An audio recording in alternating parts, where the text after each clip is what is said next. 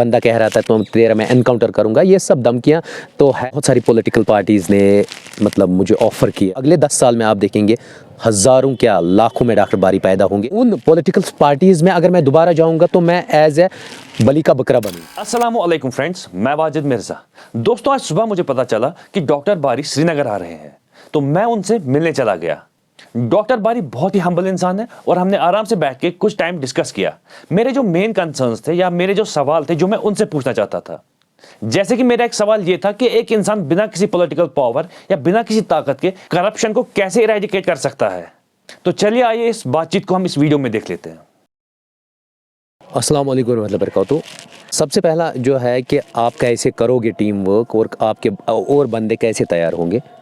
पहले मैं मैक्सिमम लोग कहते हैं वन मैन आर्मी, लेकिन मैंने एक टीम तैयार की है जो अवेयर है, जिनके ज़रिए मैं RTIs करता हूँ, जिनके ज़रिए मैं अवेयरनेस दे देता हूँ, जिनको मैं एज ए टैक्स जिनको बोलते हैं और टेक्नोक्रेट्स जिनको बोलेंगे, को वो टेक्नोलॉजी जानते हैं, मोबाइल जानते हैं, बाकी चीज़ें जानते हैं, जो वो वॉच करते हैं।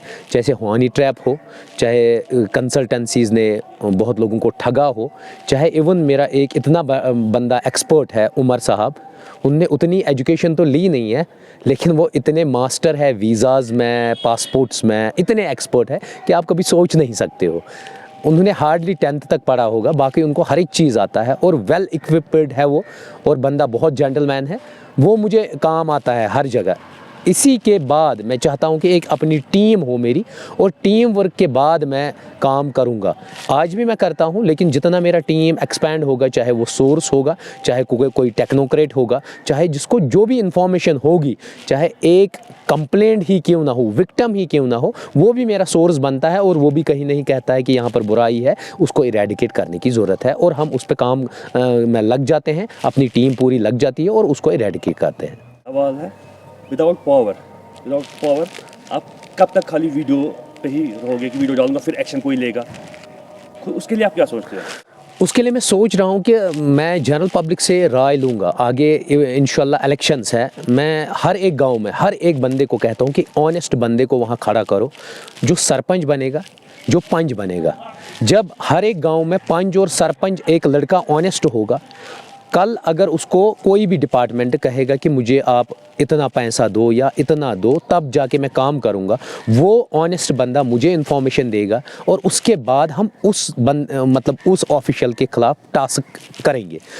और ये एक ही नहीं होगा, ये सरपंच, ये हर गांव में कम से कम 8 या 10 या 5 या 4 पंच होंगे, उनका एक सरपंच होगा। इसकी हम एक टीम बनाएंगे, बहुत बड़ी टीम। और अगर किसी भी ब्लॉक में ये कोप नहीं हुआ, हमारा कॉन्स्टिट्यूशन हमें इसके लिए भी इजाज़त देता है आप आवाज़ उठाओ, इसके लिए भी इजाज़त देता है आप कंप्लेंट डालो, इसके लिए भी इजाज़त देता है आप धरने पे बैठो। उसके बाद हम सीधे उस ब्लॉक ऑफिस में अगर करप्शन हो रहा है उस पे धरने पे बैठेंगे और उन चीज़ों को हाईलाइट करेंगे, ये हमसे डिमांड करते हैं पैसे, और ऑटोमेटिकली पावर आ गया, क्योंकि वो सरपंच जो होता है वो इटसेल्फ एम्पावर्ड होता है, बहुत सारी स्कीम्स होती है उसके अंडर, और वो क्वेश्चन अकाउंटेबल है और वो क्वेश्चन उठा सकता है किसी भी ऑफिशियल के खिलाफ, तो हमें खुद ब खुद पावर आ जाएगा। और अगर आप इलेक्शन लड़ोगे तो आप कोई पॉलिटिकल पार्टी ज्वाइन करोगे जो ऑलरेडी है, या क्या उसका या सोचा है कुछ आपने उसके बारे में? देखिए, मैं जब जेल से निकला उसके बाद बहुत सारी पॉलिटिकल पार्टीज़ ने मतलब मुझे ऑफ़र किया, बहुत सारी पॉलिटिकल, चाहे वो रीजनल पार्टीज़ हो या वो नेशनल पार्टीज़ हो, उन्होंने अप्रोच किया मुझे। लेकिन मुझे हर जगह लगा कि हम पिछले 70 ईयर्स जो हमारे बीते, हमारा जो यूथ है, जो डिज़र्व करता है, जो क्रीम है, वो कहीं जॉब में नहीं है, और जो डिज़र्व करता था वो अच्छी पोस्टों पे नहीं है। वहाँ पर वही पोस्ट्स है जो मामा भांजा का रिश्ता निभा रहा है, या चाहे कश्मीर यूनिवर्सिटी की बात करें, चाहे हायर एजुकेशन की बात करें, चाहे छोटी क्लर्क से लेके हायर ऑफिशियल्स तक, वहाँ कहीं ना कहीं करप्शन हुआ, चाहे 20% हुआ, 30% हुआ, 40% हुआ या 50% हुआ, या इवन 80% भी कहीं करप्शन हुआ है। तो मैं चाहता हूँ कि उन पॉलिटिकल पार्टीज़ में अगर मैं दोबारा जाऊँगा तो मैं एज ए बलि का बकरा बनूंगा। वो जो कहेंगे वही मुझे करना पड़ेगा। मैं वो नहीं चाहता हूँ, कभी भी मैं नहीं चाहता हूँ किसी का सबऑर्डिनेट बनना। मैं चाहता हूँ, मैं खुद एक खुददार हूँ। इवन अगर आपको ये भी पता होगा, मैं जब सिस्टम में था तो मैं फ्राइडे के दिन क्लासरूम्स की फ़ोटोग्राफ्स लेता था और सीधे कहता था टीचर से, आप तो कहते हो नमाज़ पढ़नी है, नमाज से पहले आपने क्या ये रोज़ी हलाल की कि नहीं की? अगर आपने रोज़ी हलाल पहले नहीं की तो उस नमाज का फिर क्या फ़ायदा है? पहले आप क्लास में आइए, क्लास के बाद, क्योंकि वो आपकी ड्यूटी है, उस पर आपको सैलरी मिलती है, उसके बाद हम जुट होके सीधे जाएंगे मस्जिद में, बच्चों को भी साथ में लेंगे और उनको एक तरबियत मिलेगी। तो उस दिन भी मैं अपोनेंट था, सिस्टम के ख़िलाफ़ लड़ता था, सिस्टम में ही, सिस्टम का पार्ट था, तब भी मैं उंगली उठाता था जहाँ पर भी लूप होल्स है। और वैसे ही जब मैं मतलब अलग से अगर मैं किसी के सबऑर्डिनेट आ गया तो मैं कुछ नहीं कर सकता हूँ, ना मैं चाहता हूँ कि मैं किसी के सबऑर्डिनेट आ जाऊँ और उसी का लेक्चर सुनूँ और उसी की गलत राय पे काम करूँ। मैं चाहता हूँ अगर कोई भी ऑनेस्ट बंदा होगा, यूथ ऑनेस्ट होगा, हम मिल के कोई ना कोई बहुत बड़ा रिवोल्यूशन ले आएंगे इंशाल्लाह। और एक सवाल है कि मतलब अभी डॉक्टर बारी काम कर रहा है, मतलब अगले 5 साल या 10 साल के बाद वो शायद काम ना करे, कहीं और बिजी हो जाए, किसी और में इन्वॉल्व हो जाए, तो क्या तब तक डॉक्टर बारी ने 10,000 डॉक्टर बारी बनाए होंगे कश्मीर में? आप देख लीजिए, मैं पहले ही हर एक इंटरव्यू में एक ही चीज़ कहता हूँ, मैंने करना से कठुआ से लेके करना तक काम किया है, कम से कम 8 कॉलेजेस मैंने काम किया है। जो मेरा सोर्स आज थ्रू आउट J&K है, जितने भी आप स्कैम्स देख रहे हो वो ऐसे ही नहीं मुझे मिला, मैंने वहाँ डॉक्टर बारी पैदा किए हैं, मैंने डॉक्टर बारी वाली आइडियोलॉजी वहाँ ग्रूम किया है। चाहे MA रोड श्रीनगर की बात हो, वहाँ की स्टूडेंट्स की बात हो, चाहे गांधीनगर वुमेंस कॉलेज की बात हो, चाहे कठुआ की बात हो, चाहे MA रोड की बात हो, या चाहे कुलगाम कॉलेज की बात हो, अनंतनाग कॉलेज की, मैंने वहाँ स्टूडेंट्स तैयार किए जो मेरा एक सोर्स बनते हैं, जो बुराई को देख रहे हैं, अच्छाई और बुराई में पहचान रखते हैं, और उसी तरह से वो डॉक्टर बारी खड़ा हो रहे हैं। यूनिवर्सिटी में क्या लग रहा है आपको, जो कश्मीर यूनिवर्सिटी है, अलीगढ़ मुस्लिम यूनिवर्सिटी है, या जम्मू यूनिवर्सिटी में, वहाँ मेरे स्टूडेंट्स हैं, मैं ऑनलाइन क्लास देता हूँ, वहाँ पैदा हो रहे हैं डॉक्टर बारी जैसे आइडियोलॉजी वाले। और अगले 10 साल में आप देखेंगे हज़ारों क्या लाखों में डॉक्टर बारी पैदा होंगे। चाहे ये एक आइडियोलॉजी है, ये डॉक्टर बारी एक नाम नहीं है, ये एक आइडियोलॉजी है, और विद इन 5 to 8 ईयर्स में ये इतना ग्रूम हो चुका होगा इंशाल्लाह। करप्शन का नाम लेने से जो इवन करप्शन सोचेगा भी माइंड में, उसको डर लगेगा डॉक्टर बारी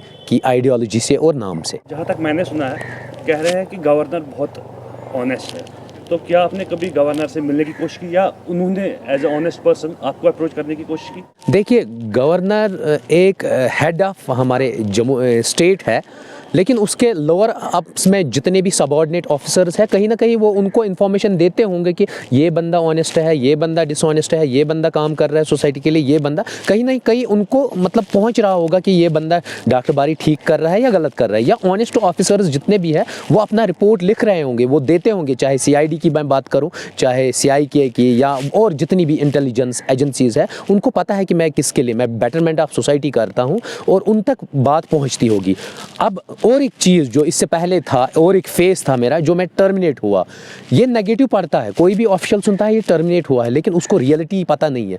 टर्मिनेट में इस वजह से हुआ 2017 में जो धांधलियाँ हुई रहबर खेल कुलगाम डिस्ट्रिक्ट में, उसने सीधे एक कमेटी बिठाई थी, डायरेक्ट किया था DC कुलगाम ने मेरे कॉलेज में।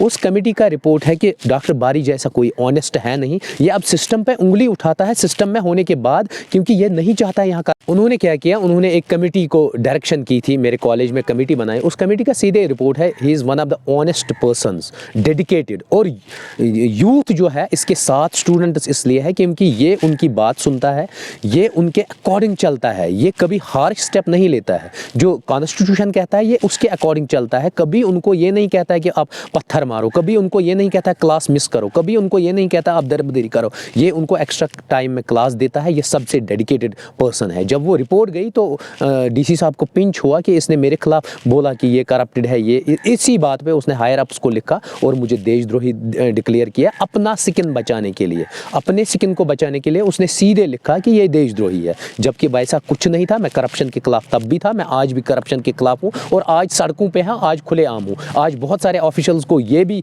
हुआ होगा दुख कि नहीं हमने डॉक्टर बारी को टर्मिनेट किया, बहुत बड़ी गलती हो गई, क्योंकि सिस्टम का फॉल्ट था, 1 या 2 करप्टेड ऑफिशियल्स ने रिपोर्ट गलत दी, इसी वजह से ये टर्मिनेट हुआ। वरना ये तो सोसाइटी में हर एक अच्छा काम करता है और हर एक अच्छाई को आगे लेके जाता है। क्या आपको लाइफ थ्रेट नहीं लगती है?